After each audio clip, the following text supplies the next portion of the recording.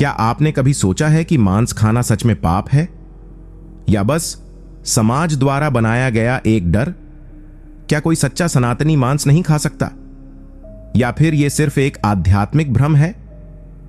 हिंदू धर्म, जो सबसे प्राचीन धर्मों में से एक है, उसके ग्रंथ क्या कहते हैं मांसाहार के बारे में? क्या गीता में मांस खाने की मनाही है?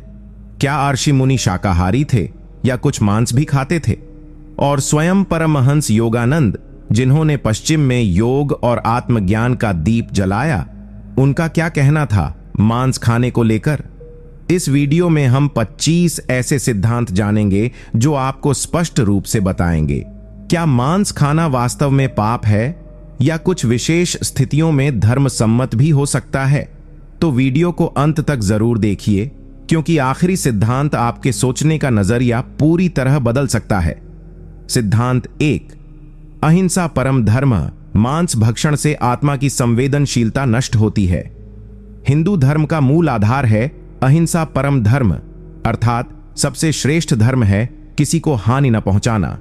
जब कोई व्यक्ति मांस का सेवन करता है तो वह प्रत्यक्ष या परोक्ष रूप से एक जीव की हत्या का भागी बनता है।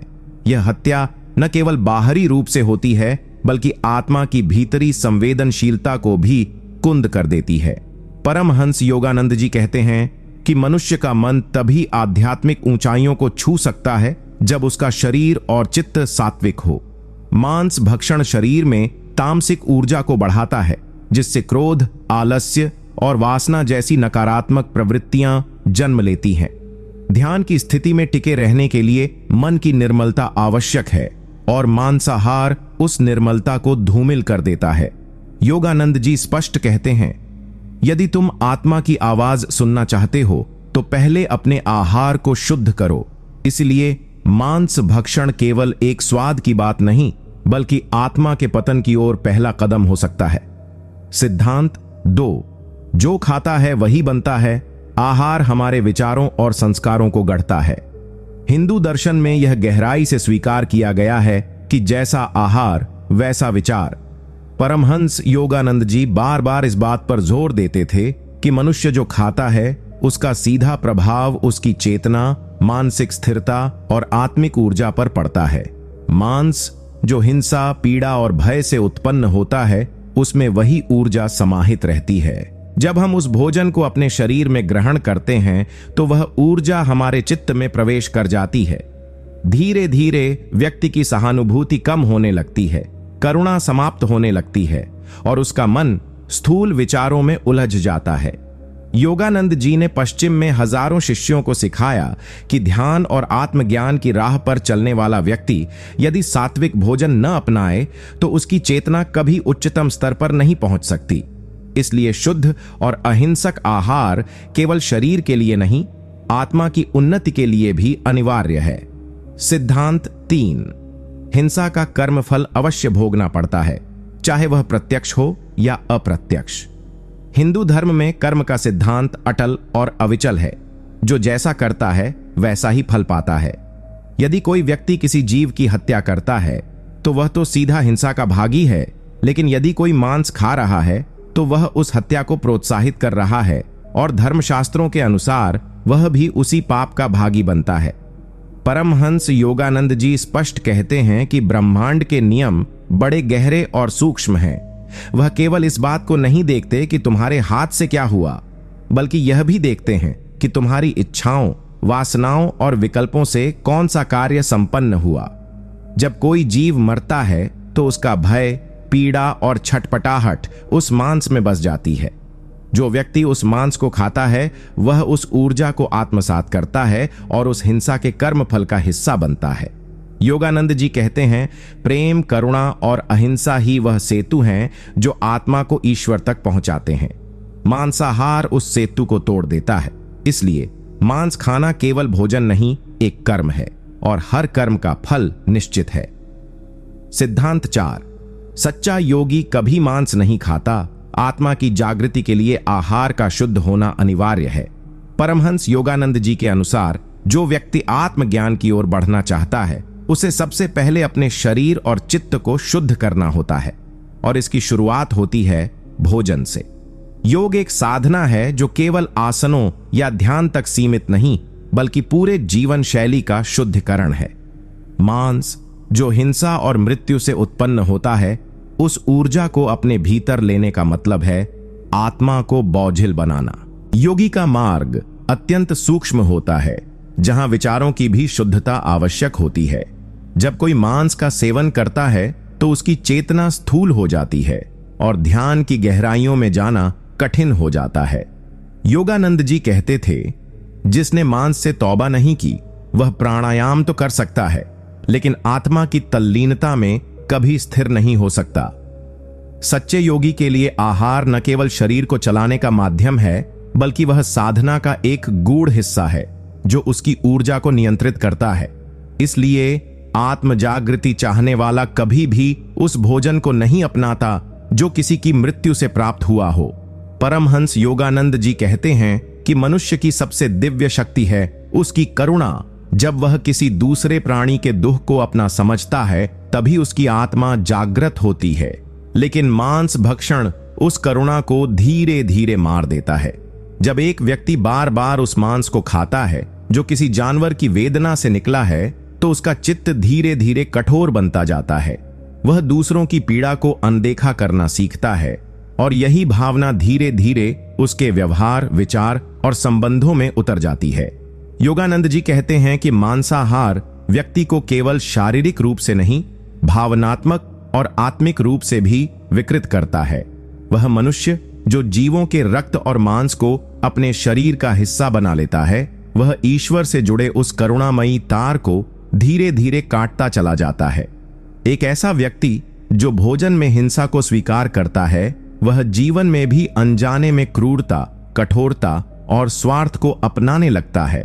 इसलिए यदि आत्मा को ऊपर उठाना है तो पहले हृदय को कोमल बनाना होगा, और वह तभी संभव है जब हम अपने भोजन में भी करुणा को स्थान दें। सिद्धांत 6, मांसाहार से शरीर रोगग्रस्त होता है। आध्यात्मिक प्रगति के लिए स्वास्थ्य का सात्विक होना आवश्यक है। परमहंस योगानंद जी ने सदैव यह सिखाया कि आत्मा की यात्रा तभी सफल हो सकती है जब शरीर उसका सशक्त और शुद्ध साधन बन जाए। मांसाहार चाहे जितना भी स्वादिष्ट क्यों न लगे, वास्तव में शरीर के लिए एक भारी, विषाक्त और रोगकारक तत्व है। वैज्ञानिक रूप से भी यह सिद्ध हो चुका है कि मांस शरीर में कोलेस्ट्रॉल, अम्लता, कब्ज, हृदय रोग और कैंसर जैसे गंभीर रोगों को जन्म देता है। लेकिन आध्यात्मिक दृष्टि से भी यह और अधिक हानिकारक है। जब शरीर रोगी होता है तो मन भी बेचैन और चंचल हो जाता है, और जब मन चंचल हो तो ध्यान और साधना में स्थिर होना असंभव हो जाता है। योगानंद जी ने कहा, तुम्हारा शरीर तुम्हारा मंदिर है। उसमें जो कुछ भी प्रवेश करता है वह तुम्हारे भीतर ईश्वर के प्रकाश को या तो तेज करता है या बुझा देता है। मांस जो मृत है वह शरीर में सड़न, भारीपन और आलस्य लाता है, जिससे साधक की ऊर्जा नीचे गिरती है। इसके विपरीत फल, सब्जियां और सात्विक भोजन शरीर को हल्का, मन को स्थिर और आत्मा को तेजोमयी बनाते हैं। इसलिए मांसाहार केवल स्वाद का प्रश्न नहीं है, बल्कि यह आपकी साधना को रोकने वाला एक बड़ा बाधक है। सिद्धांत 7, प्रेम और एकता की भावना मांसाहार से नष्ट होती है। जीवों में ईश्वर को देखना ही सच्ची भक्ति है। परमहंस योगानंद जी सिखाते हैं कि जब तक मनुष्य हर जीव में परमात्मा को देखना नहीं सीखता, तब तक उसकी भक्ति अधूरी रहती है। जब कोई व्यक्ति मांस का सेवन करता है तो वह अपने व्यवहार से यह दर्शाता है कि दूसरे प्राणियों का जीवन उसके स्वाद, सुख या सुविधा से कम मूल्य का है। यह भावना न केवल अहंकार को जन्म देती है, बल्कि उस ईश्वरीय एकता को भी तोड़ देती है जो हर जीव में व्याप्त है। सनातन धर्म कहता है कि वसुधैव कुटुंबकम, अर्थात संपूर्ण विश्व एक परिवार है। लेकिन जब हम किसी निरीह प्राणी की हत्या को भोजन मानते हैं तो हम उस परिवार के ही एक सदस्य की पीड़ा को अनदेखा कर देते हैं। योगानंद जी कहते हैं, सच्चा साधक वही है जो न केवल मानवों से प्रेम करता है, बल्कि पशु, पक्षी, कीट और वृक्षों तक को अपने भीतर की दया से स्पर्श करता है। मांसाहार इस कोमलता को नष्ट करता है और मनुष्य को आत्म केंद्रित बना देता है। इसलिए जो व्यक्ति ईश्वर से जुड़ना चाहता है उसे हर जीव में उसी ईश्वर की उपस्थिति को महसूस करना होगा, और यह संभव तभी है जब हम अपने आहार से हिंसा को बाहर निकालें। सिद्धांत 8। मांस का आकर्षण इंद्रिय भोग को बढ़ाता है, और इंद्रिय भोग आत्मा की सबसे बड़ी बाधा है। परमहंस योगानंद जी कहते हैं कि आत्मा की सबसे बड़ी दुश्मन है इंद्रियों की अतृप्त लालसा, विशेषकर स्वाद की। मांसाहार इस लालसा को और प्रबल करता है, क्योंकि यह केवल भूख का नहीं बल्कि रस, उत्तेजना और भोग का आहार बन जाता है। जब कोई व्यक्ति बार बार स्वाद के पीछे दौड़ता है तो वह भीतर से स्थिर नहीं रह पाता। उसका ध्यान भीतर जाने के बजाय बाहर की भौतिक चीजों में उलझा रहता है, और यही है आध्यात्मिक पतन की शुरुआत। मांस, जो तीव्र गंध, भारी पाचन और तीव्र रस के कारण मन को स्थूल बनाता है, व्यक्ति को आत्मनिरीक्षण और ध्यान से दूर ले जाता है। योगानंद जी चेतावनी देते हैं कि इंद्रियों की गुलामी आत्मा की मुक्ति के मार्ग को बंद कर देती है। साधक को चाहिए कि वह अपनी इंद्रियों पर शासन करे, न कि उनके गुलाम बने, और यह शासन तभी संभव है जब व्यक्ति सबसे पहले अपने आहार को नियंत्रित करे। मांस का आकर्षण शरीर की आदत बनकर आत्मा को बांध लेता है, और जब तक यह बंधन नहीं टूटता तब तक कोई भी सच्चा साधक परम आनंद को प्राप्त नहीं कर सकता। परमहंस योगानंद जी कहते हैं कि आत्मा का स्वभाव शांति, प्रेम और करुणा है। जब कोई मनुष्य अपने जीवन को ऐसे भोजन से पालता है जो किसी प्राणी की हत्या से प्राप्त हुआ हो, तो वह केवल शरीर को पोषण नहीं दे रहा बल्कि अपनी आत्मा को उस हिंसा का बोझ भी दे रहा है। एक ऐसा मनुष्य जो दिन प्रतिदिन दूसरों की मृत्यु से बने भोजन को स्वीकार करता है, उसके भीतर की करुणा धीरे धीरे दम तोड़ने लगती है, और जब करुणा मरती है तब आत्मा से जुड़ने वाला सबसे गहरा पुल टूट जाता है। योगानंद जी चेताते हैं कि जिसे भीतर की शांति चाहिए, उसे बाहर के जीवों को भी शांति देनी होगी। जो व्यक्ति शांति के लिए ध्यान करता है, मंत्र जपता है, परंतु भोजन में हिंसा को जगह देता है, वह दो विपरीत दिशाओं में चल रहा है। मांस खाना यानी अपने भीतर अशांति का बीज बोना और फिर उसी अशांति को ध्यान में महसूस करना। इसलिए यदि कोई व्यक्ति वास्तव में परमात्मा को अपने हृदय में बसाना चाहता है, तो उसे अपने जीवन से उस हर आदत को निकालना होगा जो किसी और की पीड़ा पर टिकी हो। यही करुणा आत्मा की सच्ची सांस है। सिद्धांत 11। मांसाहार से बुद्धि पर आवरण चढ़ जाता है, सूक्ष्म ज्ञान और अंतर्ज्ञान मंद हो जाते हैं। परमहंस योगानंद जी बार बार इस बात पर जोर देते थे कि मांसाहार केवल शरीर को नहीं बल्कि चेतना को भी जड़ और भारी बना देता है। एक साधक की सबसे बड़ी पूंजी होती है उसकी सूक्ष्म बुद्धि, वही बुद्धि जो अंतर्ज्ञान को जन्म देती है और आत्मा की आवाज को सुनने योग्य बनाती है। लेकिन जब कोई व्यक्ति ऐसे आहार का सेवन करता है जो तामसिक गुणों से भरपूर है, जैसे कि मांस, तो वह सूक्ष्मता नष्ट हो जाती है। बुद्धि पर एक मोटा आवरण चढ़ जाता है जिससे व्यक्ति संसार के झूठे सुखों और भ्रमों में फंसा रहता है। योगानंद जी कहते हैं, तुम्हारी आत्मा तुम्हें पुकारती है पर तुम सुन नहीं पाते, क्योंकि तुम्हारे अंदर शोर है और उस शोर की जड़ है तुम्हारा अहिंसात्मक आहार। मांस खाने से चेतना का कंपन भारी हो जाता है और व्यक्ति सही गलत का भेद, शुभ अशुभ की संवेदना और आत्मा की दिशा को पहचानने की क्षमता खो बैठता है। इसलिए जो साधक अपने भीतर से दिव्यता और दिशा पाना चाहता है, उसे पहले अपने आहार को इतना निर्मल बनाना होगा कि उसकी बुद्धि एक स्वच्छ दर्पण की तरह आत्मा का प्रतिबिंब दिखा सके। बिना सात्विक आहार के सच्चा ज्ञान कभी प्रकट नहीं होता। सिद्धांत 12। जो प्राणी अपने प्राणों के लिए तड़पता है, उसकी चीख आकाश में नहीं तुम्हारी आत्मा में गूंजती है। परमहंस योगानंद जी ने जीवन भर करुणा, संवेदना और अंतरात्मा की आवाज को महत्व दिया। वे कहते हैं कि हर जीव में ईश्वर की झलक है, चाहे वह मनुष्य हो या पशु। जब कोई जीव मारा जाता है तो उसकी तड़प, उसकी चीखें केवल बाहरी दुनिया में नहीं गूंजती, बल्कि वह ऊर्जा हमारे सूक्ष्म शरीर में प्रवेश कर जाती है यदि हम उसका मांस अपने भोजन में स्वीकार करते हैं। यह केवल एक स्वाद नहीं बल्कि पीड़ा का अनुभव है जिसे हम अनजाने में अपनी आत्मा पर थोप देते हैं। योगानंद जी स्पष्ट कहते हैं, साधक की आत्मा जितनी शांत और निर्मल होगी उतना ही वह ईश्वर की निकटता में रहेगा। लेकिन यदि वह अपने भोजन में किसी की हत्या की स्मृति को जीवित रखता है तो उसकी चेतना भटकती रहेगी। मांस खाना केवल एक कृत्य नहीं, वह हर दिन आत्मा के भीतर एक ऐसी कंपन को जन्म देता है जो ध्यान, भक्ति और आत्म साक्षात्कार को बाधित करता है। जो व्यक्ति यह सोचकर मांस खाता है कि उसे इसका कुछ असर नहीं पड़ता, वह उस आत्मिक द्वार को स्वयं बंद कर रहा होता है जिससे ईश्वर का प्रकाश प्रवेश करता है। इसीलिए योगानंद जी कहते हैं, हर जीव की चीख को सुनो, क्योंकि वह तुम्हारे ही भीतर की चेतना को पुकार रही है। सिद्धांत 13, ईश्वर से जुड़ाव के लिए शरीर को मंदिर बनाओ, शमशान नहीं।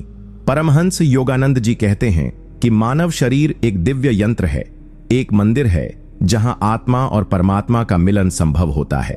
लेकिन जब हम अपने इस पवित्र शरीर में ऐसे पदार्थों को प्रवेश देते हैं जो किसी की मृत्यु से जुड़े हैं, तो हम उस मंदिर को अपवित्र कर देते हैं। मांस चाहे किसी भी रूप में हो, वह किसी की जली हुई आशा, तड़प और मृत ऊर्जा का बोझ लेकर आता है। ऐसा भोजन शरीर को शुद्ध नहीं करता, बल्कि उसे शमशान के समान बना देता है, जहां जीवन नहीं, केवल मृत्यु का कंपन बसता है। योगानंद जी ने कहा था, जो साधक अपने शरीर को ईश्वर का वासस्थल समझता है, वह उसमें ऐसा कुछ नहीं डालता जो उसे अंधकार में डुबो दे। जब हम सात्विक आहार अपनाते हैं तो हमारा शरीर तेजस्वी, मन स्थिर और आत्मा प्रबुद्ध होती है। लेकिन जब हम मृत प्राणियों का शरीर खाते हैं तो वह मांस केवल हमारे अंगों का हिस्सा नहीं बनता, वह हमारे विचारों को भी विषैला बना देता है। इसलिए यदि तुम ईश्वर को अपने भीतर महसूस करना चाहते हो तो अपने शरीर को ऐसा पवित्र बनाओ कि वह ध्यान और दिव्यता के योग्य बन सके, न कि ऐसा कि उसमें मृत्यु की स्मृति जीवित रहे। सिद्धांत 14, मांसाहार मनुष्य को पशुता की ओर ले जाता है और पशुता आत्मिक विकास की उलटी दिशा है। परमहंस योगानंद जी कहते हैं कि मनुष्य का जन्म केवल जीवित रहने के लिए नहीं हुआ, बल्कि आत्मा के पूर्ण विस्तार और ईश्वर की अनुभूति के लिए हुआ है। लेकिन जब मनुष्य अपने आहार में मांस को स्थान देता है तो वह धीरे धीरे उन्हीं पशु प्रवृत्तियों की ओर लौटने लगता है जिनसे वह लाखों योनियों की यात्रा करके ऊपर उठा था। मांस जो हिंसा, रक्त और मृत्यु से जुड़ा है, उसे खाने से मनुष्य के भीतर दया, विवेक और संयम जैसी दिव्य शक्तियां क्षीण होने लगती हैं। वह फिर से क्रोध, काम, लोभ, भय और वर्चस्व की उसी पशु मानसिकता की ओर झुकने लगता है जिससे निकलकर उसे मनुष्यत्व मिला था। योगानंद जी स्पष्ट करते हैं कि मनुष्यता का तात्पर्य है चेतना का विकास, और चेतना का विकास तभी संभव है जब हम स्वयं को उन आदतों से मुक्त करें जो हमें नीचे खींचती हैं। मांसाहार मनुष्य की चेतना को स्थूल बनाकर उसकी आध्यात्मिक उड़ान को रोक देता है। जिस तरह एक पक्षी लोहे की जंजीर से बंधकर उड़ नहीं सकता, वैसे ही मांस खाने वाला साधक कभी ऊंचे ध्यान में स्थिर नहीं हो सकता। इसलिए यदि तुम वास्तव में ऊपर उठना चाहते हो तो उस आदत को छोड़ो जो तुम्हें वापस पशुता की ओर ले जाती है। सिद्धांत 15, जैसा अन्न वैसा मन। मांसाहार से साधक का मन चंचल, भारी और अस्थिर हो जाता है। परमहंस योगानंद जी के अनुसार साधना की सबसे पहली आवश्यकता है मन की स्थिरता। लेकिन यह स्थिरता तभी संभव है जब मन शांत, निर्मल और सात्विक हो। हमारे आर्ष मुनियों ने सदियों पहले कह दिया था, अन्नम ब्रह्म, अन्न ही ब्रह्म है, क्योंकि वही हमारे मन और भावनाओं को गढ़ता है। जब हम ऐसा भोजन करते हैं जो हिंसा, रक्त और मृत्यु से उत्पन्न हुआ है, जैसे मांस, तो वह हमारे चित्त में भी वही अशांति, भय और चंचलता भर देता है। मांसाहारी व्यक्ति ध्यान में बैठते ही बेचैनी, विचारों की भीड़ और थकावट महसूस करता है, क्योंकि उसके भीतर की ऊर्जा अशुद्ध और तामसिक होती है। योगानंद जी ने स्पष्ट कहा, मनुष्य का आहार उसकी आत्मिक यात्रा की दिशा तय करता है। तामसिक आहार उसे भटकाता है, सात्विक आहार उसे परमात्मा की ओर खींचता है। मांस का सेवन मन की तरंगों को स्थिर करने के बजाय उन्हें विक्षिप्त और भारी बना देता है। साधक जो ध्यान में गहराई चाहता है, उसे पहले अपने अन्न को उस स्तर तक पवित्र करना होगा जहां से मन शांति की लहरों में उतर सके। इसलिए यदि तुम ईश्वर के समीप बैठना चाहते हो तो पहले अपने थाल से वह तत्व हटा दो जो तुम्हारे भीतर की दिव्यता को दूषित करता है। सिद्धांत 16। जिस दिन तुमने खुद को दोष देना बंद कर दिया उसी दिन ईश्वर ने तुम्हें माफ कर दिया।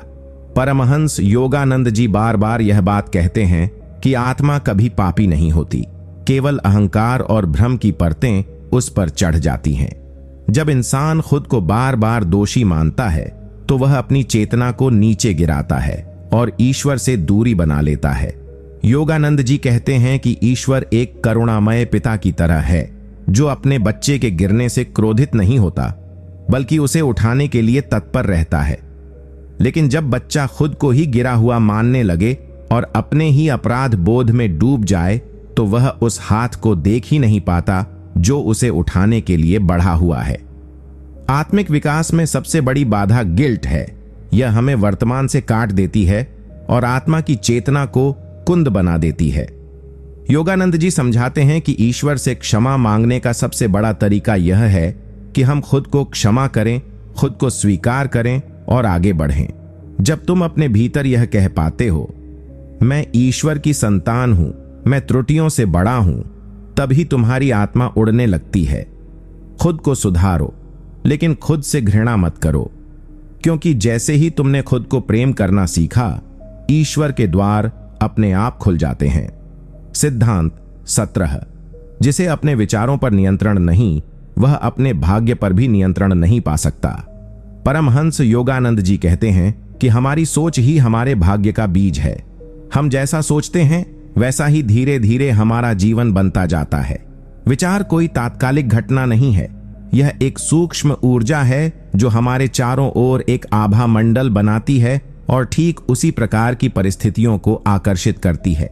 यदि आपके विचार नकारात्मक हैं, डर से भरे हुए हैं, तो वही डरपूर्ण घटनाएं आपकी ओर खींचती हैं। और यदि आपके विचार सशक्त, प्रेमपूर्ण और साहसी हैं, तो ब्रह्मांड आपके सामने वैसे ही अवसर प्रस्तुत करता है। योगानंद जी ने स्वयं ध्यान और क्रिया योग के माध्यम से विचारों को नियंत्रित करना सीखा और यही अपने शिष्यों को सिखाया। वे कहते थे, मन को जीतना आत्मा की सत्ता को प्रकट करने की पहली सीढ़ी है। अगर तुम अपने मन को अनुशासित कर सको तो कोई भी परिस्थिति, कोई भी दुर्भाग्य तुम्हें झुका नहीं सकता, क्योंकि जिस दिन तुम अपने विचारों के स्वामी बन गए उसी दिन तुम अपने भविष्य के निर्माता भी बन गए। मन को अगर दिशाहीन छोड़ दिया जाए तो यह तुम्हें नीचे खींच ले जाएगा, लेकिन अगर उसे ध्यान, सत्संग और संयम से साध लिया जाए तो वही मन तुम्हारा सबसे बड़ा मित्र बन सकता है। सिद्धांत 18। भीतर की दुनिया को शांत किए बिना बाहर की दुनिया में सच्ची शांति संभव नहीं। परमहंस योगानंद जी कहते हैं कि जब तक मन के भीतर तूफान है तब तक बाहर कितना भी सुख साधन हो, मन को संतोष नहीं मिलेगा। बहुत से लोग सोचते हैं कि जब पैसा आएगा, जब रिश्ते सुधरेंगे, जब जीवन स्थिर होगा, तब जाकर वे खुश होंगे। लेकिन योगानंद जी स्पष्ट कहते हैं कि बाहरी परिस्थितियां कभी भी स्थायी सुख नहीं दे सकती, क्योंकि वे निरंतर बदलती रहती हैं। असली शांति उस अंतरयात्रा में छुपी है जहां आत्मा और परमात्मा का मिलन होता है। जब हम ध्यान में बैठते हैं और अपनी चेतना को बाहरी जगत से खींचकर अंदर की ओर मोड़ते हैं, तभी हम उस आनंद को छूते हैं जो संसार से परे है। योगानंद जी कहते थे कि यह दुनिया एक चलचित्र की भांति है जो असली नहीं, केवल प्रतीति मात्र है। असली दुनिया वह है जो हमारे भीतर है, जो सदा एक सी शांत चिरस्थायी है। अगर भीतर तू शांति से भरा है तो बाहर युद्ध भी हो तो तुझे नहीं छू सकता, और यदि भीतर अशांति है तो बाहर का सबसे सुंदर दृश्य भी निरर्थक लगेगा। इसलिए ध्यान, साधना, मौन और आत्मनिरीक्षण यही वास्तविक शांति की कुंजी है। सिद्धांत 19। ईश्वर का अनुभव करना है तो अपनी इच्छाओं की आंधी को शांत करना होगा। परमहंस योगानंद जी बार बार कहते थे कि जब तक मन हजारों इच्छाओं से भरता रहेगा तब तक आत्मा की आवाज दबती रहेगी। इच्छाएं हमारे मन को बार बार संसार की ओर खींच ले जाती हैं, कभी पैसे की, कभी संबंधों की, कभी मान सम्मान की, कभी वासना की, और हर इच्छा अपने साथ एक बेचैनी लेकर आती है। जब तक पूरी ना हो तब तक तनाव, और पूरी हो जाए तो फिर नई इच्छा। यह चक्र कभी खत्म नहीं होता। योगानंद जी कहते हैं कि यह इच्छाओं की दौड़ आत्मा को भूलने की यात्रा है। अगर तुम सच में ईश्वर को अनुभव करना चाहते हो तो पहले मन को रोकना सीखो। इच्छाओं की जगह जब समर्पण आएगा, जब तू कहेगा, हे प्रभु बस वही दो जो मुझे आत्मा के पथ पर आगे बढ़ाए, तभी भीतर की गहराई में प्रवेश शुरू होगा। ध्यान, जाप और मौन से जब मन की हलचल कम होती है, तभी ईश्वर की उपस्थिति महसूस होती है। आत्मा को वही जान सकता है जो मन की इच्छाओं से ऊपर उठ गया है। योगानंद जी ने अपने जीवन में भी बहुत से भौतिक सुख त्यागे ताकि वे उस परम आनंद को पा सकें जो केवल निर्मल इच्छा रहित चित्त में ही उतरता है। यही सच्चा योग है, जहां इच्छाओं की लहरें शांत हों और केवल प्रभु का नाद भीतर गूंजता रहे। सिद्धांत 20। जब तक ध्यान अनिवार्य नहीं बनता, तब तक आत्मिक जीवन अधूरा रहता है।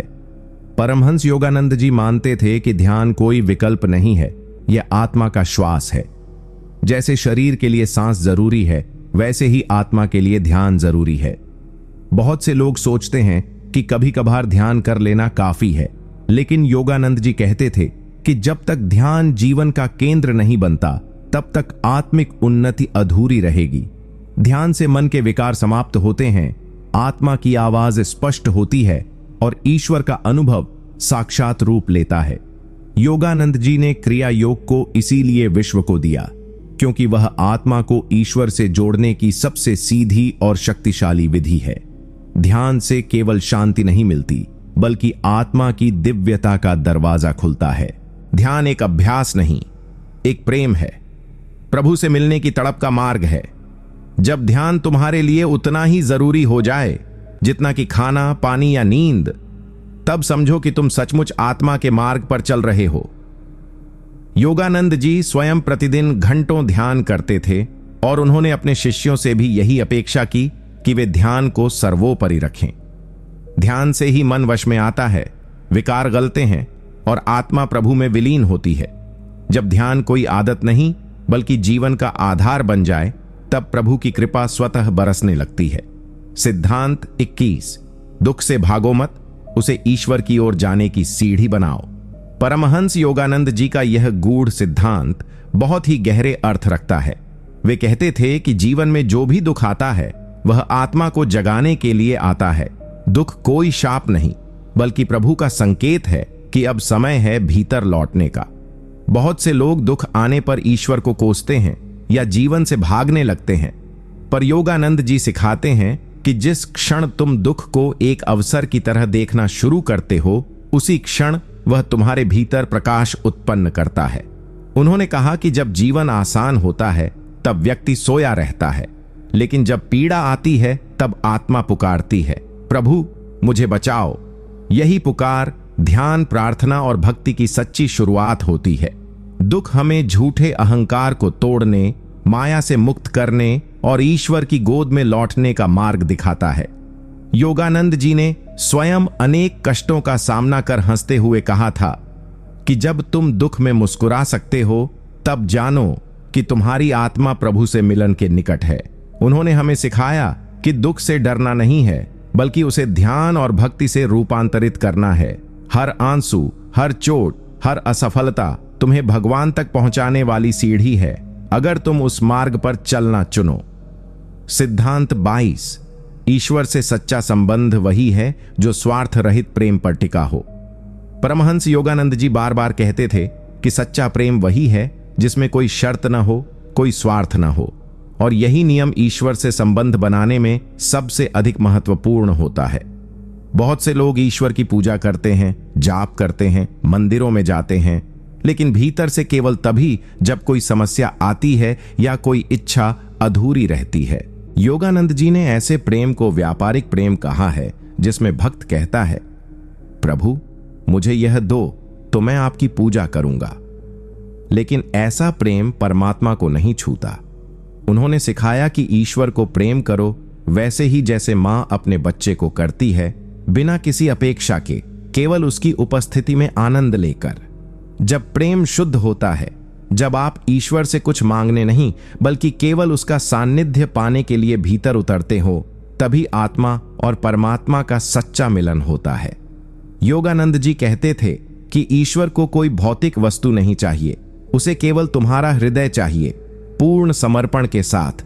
उन्होंने कहा कि अगर तुम हर दिन प्रभु से यही कह सको कि हे प्रभु, मैं आपसे कुछ नहीं चाहता, बस आप चाहिए, तो जानो कि तुम आत्मज्ञान के सबसे निकट पहुंच चुके हो। यह प्रेम, यह समर्पण, यह संबंध जब बन जाता है, तब जीवन में कोई दुख, कोई असुरक्षा, कोई भय शेष नहीं रहता। केवल परम शांति और स्थायी आनंद बचता है। सिद्धांत 23। मन को जीतना ही सच्ची आध्यात्मिक विजय है। परमहंस योगानंद जी ने जीवन भर यह सिखाया कि बाहरी संसार में चाहे कितनी भी सफलताएं क्यों न मिल जाएं, यदि इंसान अपने ही मन का मालिक नहीं बन पाया तो वह अधूरा ही रहेगा। मन ही वो मैदान है जहां हर दिन युद्ध चलता है, इच्छाओं का, क्रोध का, मोह का, भय का। और जो व्यक्ति इस युद्ध में अपने मन को वश में कर लेता है, वही सच्चा विजेता होता है। योगानंद जी कहते थे कि मन की चंचलता ही हमें ईश्वर से दूर रखती है। जब हम ध्यान करते हैं तो असल में हम अपने भीतर के उस तूफान को शांत करने का अभ्यास करते हैं जो हमें सच्चे आनंद से अलग करता है। मन को हर परिस्थिति में स्थिर बनाए रखना, उसे विचारों की गुलामी से मुक्त करना, यही साधना का सार है। उन्होंने कहा कि एक शांत मन ही ईश्वर का मंदिर है, जहां जब मौन गहराता है तब आत्मा की आवाज सुनाई देती है। परमहंस जी समझाते थे कि साधारण इंसान हर भावना के पीछे दौड़ता है, कभी गुस्सा, कभी लोभ, कभी लालच। लेकिन जो व्यक्ति अपने मन को नियंत्रित करना सीख लेता है, वह इन भावनाओं को एक बाहरी तमाशे की तरह देखता है, न कि उनका शिकार बनता है। योगानंद जी का यह स्पष्ट संदेश था कि जब तक मन को अपने चरणों में नहीं झुकाया, तब तक कोई भी ध्यान, कोई भी पूजा सच्चे फल नहीं देती। मन को जीतो, वही तुम्हारी आत्मा की स्वतंत्रता का द्वार है। सिद्धांत 24। सच्चा सुख बाहरी दुनिया से नहीं, भीतर की आत्मा से आता है। परमहंस योगानंद जी हमेशा कहते थे कि हम जीवन भर जिस सुख की तलाश करते हैं, वह बाहर नहीं, बल्कि हमारे भीतर पहले से ही मौजूद है, आत्मा के रूप में। लेकिन मनुष्य की सबसे बड़ी त्रासदी यही है कि वह इस दिव्य सत्य को भूलकर संसार की क्षणिक वस्तुओं और संबंधों में सुख ढूंढता है। वह सोचता है कि एक अच्छा घर, पैसा, रिश्ते या समाज में प्रतिष्ठा उसे शांति देंगे, लेकिन जब वह सब मिल भी जाता है, तब भी अंदर एक अधूरापन, एक खालीपन बना रहता है। योगानंद जी समझाते हैं कि यह अधूरापन इसीलिए है क्योंकि आत्मा, जो अनंत आनंद और शांति का स्रोत है, उससे हमारा संबंध टूट चुका होता है। सच्चा सुख किसी घटना या व्यक्ति पर निर्भर नहीं करता। वह तो एक ऐसी अवस्था है जो तब प्रकट होती है जब मन स्थिर होता है और आत्मा की उपस्थिति को अनुभव करता है। उन्होंने जोर देकर कहा कि ध्यान, मौन और ईश्वर से प्रेमपूर्ण संबंध ही हमें इस अंतःशक्ति से जोड़ते हैं। जब इंसान आत्मा के साथ जुड़ता है, तब उसे ऐसा आनंद मिलता है जो किसी भौतिक वस्तु से नहीं मिल सकता। ऐसा आनंद जो न टूटता है, न घटता है। इसीलिए उन्होंने कहा कि ईश्वर की खोज केवल धर्म का विषय नहीं, बल्कि सच्चे सुख की खोज है। जब भीतर आनंद प्रकट होता है, तब बाहर की हर स्थिति अपने आप सुंदर लगने लगती है, क्योंकि तब हमारी दृष्टि संसार में नहीं, परमात्मा में टिक जाती है। सिद्धांत 25।